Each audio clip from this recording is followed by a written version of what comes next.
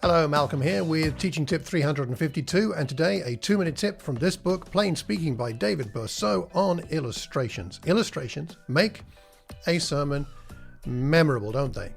They're important for 3 reasons, according to Bercot. Firstly, they help your listeners to understand something. They give them an aha moment. Secondly, they engage your listeners. It's like adding flavouring to a meal, some chili, some salt, some pepper, or whatever floats your boat.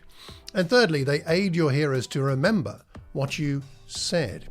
Illustrations linger long in the memory after the facts have been forgotten, and then they link the facts back to your mind through the illustration. I still remember illustrations I heard used nearly 40 years ago. Douglas Arthur in 1984-85, preaching on Romans 12:1 about being a living sacrifice, said this phrase which I had never forgotten.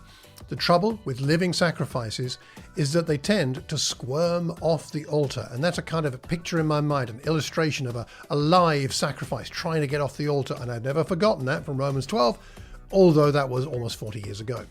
And let's face it, think about it. Did Jesus use illustrations? I mean, did he ever?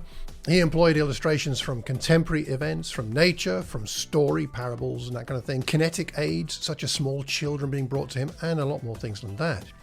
One final tip on illustrations. Illustrations from books and contemporary news and things like that, they're fine, but the best illustrations are almost always personal and from your own life. So which of the illustrations that Jesus used do you connect with the most? What do you think? Why do you think illustrations are so powerful? And do you find the use of illustrations easy or hard? Or why? I'd like to know what you think.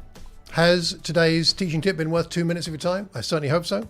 Next time we'll talk about organizing and sculpturing our material. Till then, take care. Bye-bye.